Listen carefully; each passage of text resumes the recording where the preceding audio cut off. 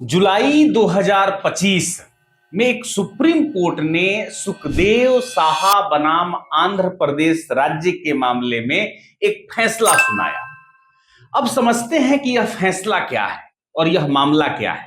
मामला यह है कि एक 17 साल की नीट की तैयारी कर रही छात्रा की संदिग्ध मौत हो गई, जिसके पिता सुखदेव साहा ने पुलिस के जांच पर सवाल उठाते हुए, नाराजगी दिखाते हुए कोर्ट से सीबीआई जांच की मांग की। मौत को पुलिस ने आत्महत्या करार दे दिया था और बताया था कि शैक्षणिक तनाव और मानसिक स्वास्थ्य सुविधाओं की कमी से यह आत्महत्या हुई है। आंध्र प्रदेश हाई कोर्ट ने सुखदेव साहा के अपील को ठुकरा दिया, लेकिन वो रुके नहीं, सुप्रीम कोर्ट में गए। सुप्रीम कोर्ट ने इस केस में, इस मामले में न सिर्फ सीबीआई जांच के आदेश दिए, बल्कि एक बड़ा कदम उठाया। क्या था वो?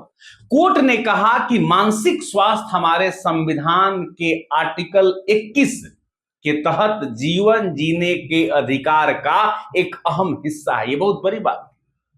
इसका मतलब है कि मानसिक स्वास्थ्य अब सिर्फ किसी के दया या सहानुभूति पर टिका नहीं रहेगा, बल्कि अब हर व्यक्ति का यह मौलिक अधिकार बन गया है। जी हां, फंडामेंटल राइट बन गया है। इससे सरकार, स्कूल और संस्थाओं को छात्रों की मानसिक सेहत की जिम्मेदारी अब लेनी पड़ेगी, ये सुप्रीम कोर्ट ने कहा। यह बहुत बड़ी बात है।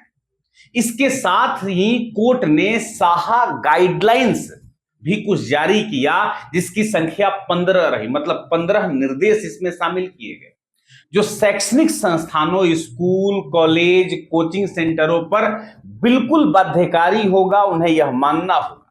यह फैसला एक नई शुरुआत है जो मानसिक स्वास्थ्य को सार्वजनिक स्वास्थ्य और मानवाधिकारों का एक अहम हिस्सा बनाएगा। अब समझते हैं कि साहा गाइडलाइन एक्चुअल में क्या है। जो 15 दिशा निर्देश दिए गए सुप्रीम कोर्ट के द्वारा, वो क्या है? तो कुछ मामले को समझेंगे तो हमको पूरा यह कहानी समझ में आ जाएगा। 100 से अधिक छात्रों वाले प्रत्येक संस्थान, वो स्कूल हो, कॉलेज हो, कुछ भी हो, कोचिंग हो, कुछ भी हो, कम से कम एक वहां पर क्वालिफाइड काउंसलर या साइकोलॉजिस्ट या सोशल वर्कर को उन्हें अब नियुक्त करना अनिवार्य होगा, जो बच्चों और किशोरों के मानसिक स्वास्थ्य में प्रशिक्षित हो या दक्ष हो, जो उसको पूरी तरह से अनुमान लगा सके। दूसरा पॉइंट जो उसने कहा सुप्रीम कोर्ट ने, कि स्कूल कॉलेज में नियमित तौर पर इसको लेकर वर्कशॉप किए जाए, योग ध्यान सत्र का आयोजन किया जाए, परीक्षा की तैयारी जब बच्चे कर रहे हो तो इस दौरान खेल कूद का प्रबंध किया जाए, साथ ही बच्चों को आराम करने के लिए भी एक वक्त दिया जाए। ये सारी चीजें लागू करने की बात सुप्रीम कोर्ट कह रहा है। एक और पॉइंट जानना बहुत जरूरी है। हर स्कूल कॉलेज को आत्महत्या रोकने के लिए एक सिस्टम बनाना होगा, जिसमें शुरुआती खतरे यानी कि संकेत को भांपना होगा, जैसे पढ़ाई में कमजोर होना किसी बच्चे का या उसका अकेलापन होना। इस पर तुरंत एक्शन लेना होगा उस टीम को, जो टीम आपको बनाई जाएगी। इसके बाद है चौथा पॉइंट जो बहुत महत्वपूर्ण है, कि जितने भी स्कूल हैं, यानी कि हर स्कूल, कॉलेज या कोचिंग सेंटर को जिसमें बुलिंग, रैगिंग या किसी भी तरह के मानसिक दबाव की शिकायतों को सुनने और हल करने के लिए एक मजबूत और भरोसेमंद सिस्टम उस स्कूल, कॉलेज और कोचिंग को बनाना होगा।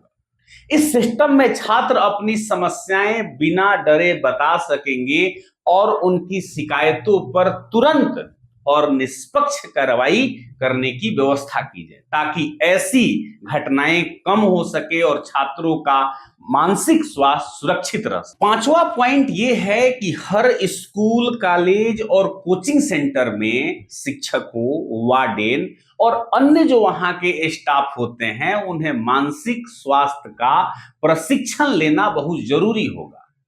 इस ट्रेनिंग में उन्हें सिखाया जाएगा कि बच्चों को कैसे तनाव, चिंता या मानसिक परेशानियों से दूर रखा जाए या उनके इन परेशानियों को पहचाना जाए।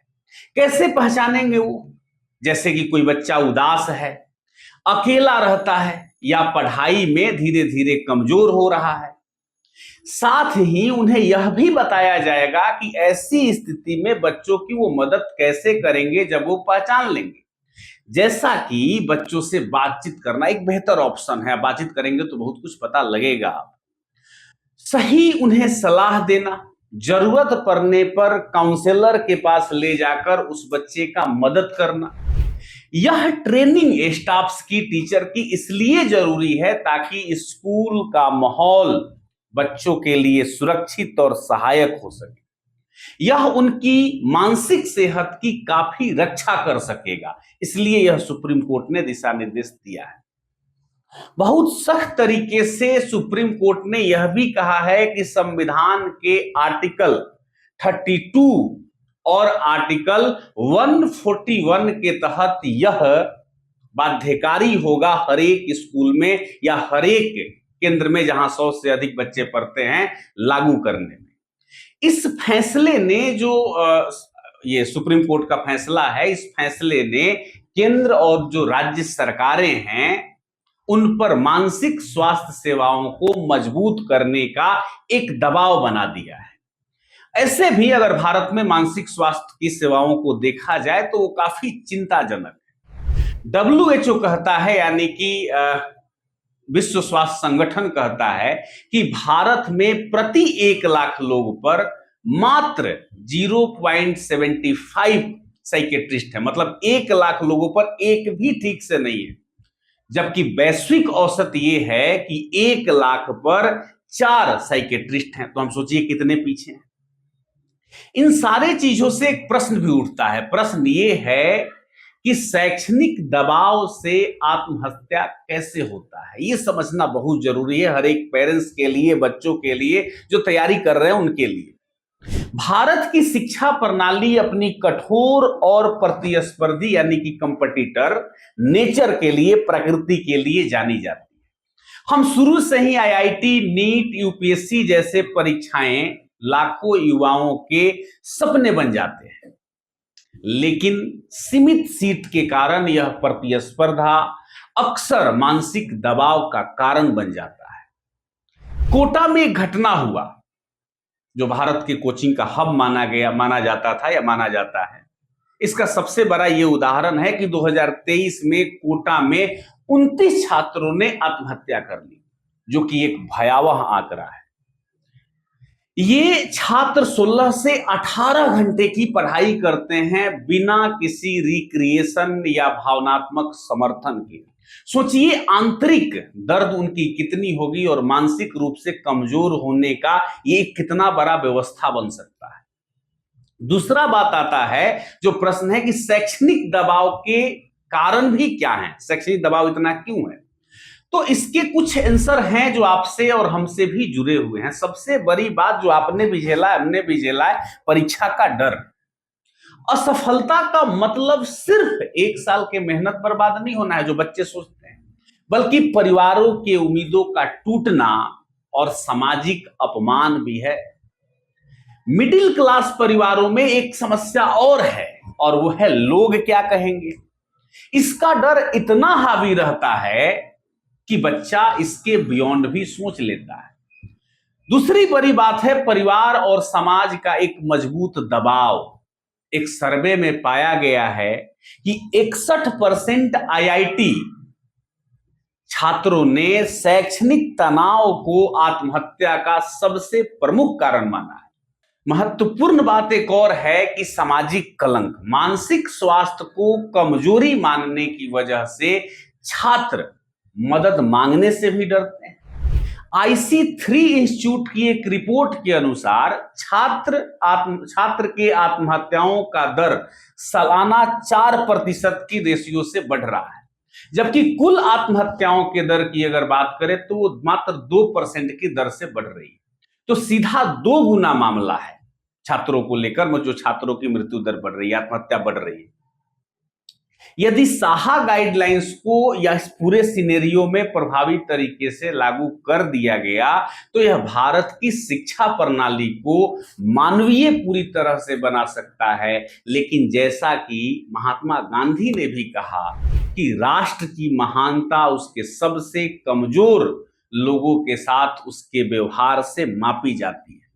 तो अगर हम इन पूरे सिनेरियो को लागू कर पाएंगे तो शायद एक गांव के गरीब किसी बच्चे का भी हम या हमारा जो व्यवस्था है वह मदद कर पाएगा, क्योंकि आज एक बड़ी संख्या में लोग मानसिक समस्या से गुजर रहे हैं, जो परिस्थितियां चल रही है। इस पर एक प्रश्न भी है, आप लोग अगर चाहें तो इसको लिखकर जवाब दे सकते हैं, और यह यूपीएससी के लिए है कि मानसिक स्वास्थ्य को पूछा जाएगा ये आपसे, मानसिक स्वास्थ्य को आर्टिकल 21 के अंतर्गत एक संवैधानिक अधिकार के रूप में मान्यता दी गई है। भारत में मानसिक स्वास्थ्य सेवा को सुदृढ़ करने की चुनौतियों और उपायों पर चर्चा कीजिए।